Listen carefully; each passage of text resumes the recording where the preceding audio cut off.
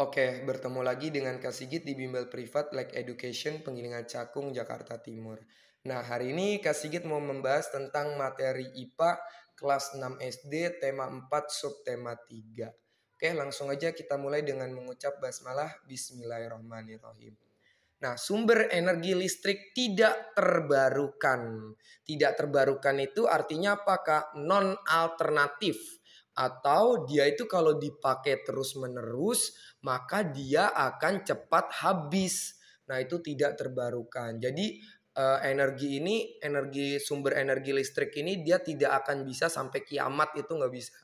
Pertama, minyak bumi. Nah, minyak bumi ini kan sedikit baca dulu semua ya. Ada minyak bumi, ada gas, dan ada batu bara. Nah, pada minyak bumi dulu nih. Minyak bumi itu berasal dari tulang belulang atau jasad-jasad makhluk hidup zaman dulu. Zaman purba yang ada di dalam tanah kemudian menjadi minyak. Nah, minyaknya itu diambil untuk apa? Untuk sebagai sumber energi. Nah, contohnya bisa menjadi apa ini? Bisa menjadi bensin yang jenisnya ada pertalite, ada pertamax atau bensin-bensin lainnya. Bisa juga jadi solar, bisa juga jadi aftur, bisa juga jadi aspal. Nah, itu macam-macam. Terus ada juga gas alam. Nah, ini gas alam ya. Gas alam itu juga di dalam tanah, dia akan keluar dari dalam tanah dan bisa menjadi sumber energi karena menghasilkan energi panas. Kemudian ada juga batu bara. Nah, batu bara ini bebatuan yang diambil untuk dibakar dan dikelola menjadi sumber energi listrik. Ketiga-tiganya itu cepat habis, berarti dia tidak terbarukan. Kemudian ada sumber energi listrik terbarukan atau biasa kita sebut sebagai energi alternatif. Nah, contohnya adalah air, sinar matahari, ada angin, terus ada tidal atau ombak. Nah, air, sinar matahari, angin dan ombak itu adalah energi alternatif. Artinya energi alternatif itu tidak akan pernah habis sampai kiamat. Sampai bumi hancur, energi itu nggak akan habis. Jadi bakal terus ada karena mengalami siklus. Kayak gitu ya. Terus masuk ke panel surya. Panel surya ini adalah alat ya.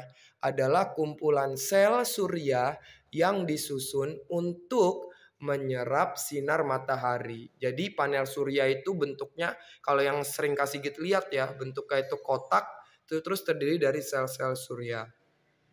Sel surya itu terdiri dari komponen alat yang mampu mengubah cahaya menjadi listrik. Jadi panel surya ini berfungsi untuk mengubah energi cahaya dari matahari untuk berubah menjadi listrik.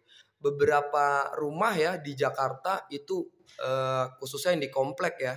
Kasih kan sering datang ke komplek. Nah, itu dia pakai panel surya. Tapi kalau di Jakarta itu biasanya panel surya itu digunakan untuk kamar mandi yang ada air panasnya gitu.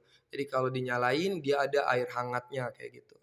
Nah, terus nanti kalian itu kelas 6 itu insya Allah akan ada praktikum pada saat kelulusan. Jadi ada praktikum, contohnya ini. Ini waktu itu Kak Sigit pernah ngajarin murid Kak Sigit ya tentang praktikum ini. Yaitu praktikum energi alternatif sederhana.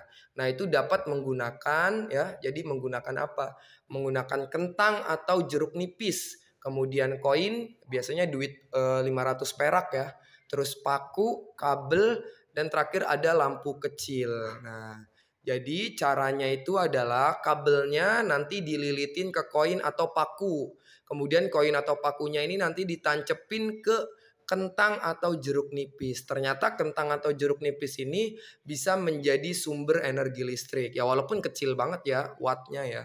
Nggak begitu besar. Kemudian nanti disambungin dengan menggunakan kabel ke lampu kecil. Nah, nanti lampu kecilnya bisa nyala kayak gitu. Walaupun tidak seterang listrik yang ada di rumah. Oke, sampai sini dulu kita akhiri dengan mengucap hamdalah. Alhamdulillahirobbil alamin.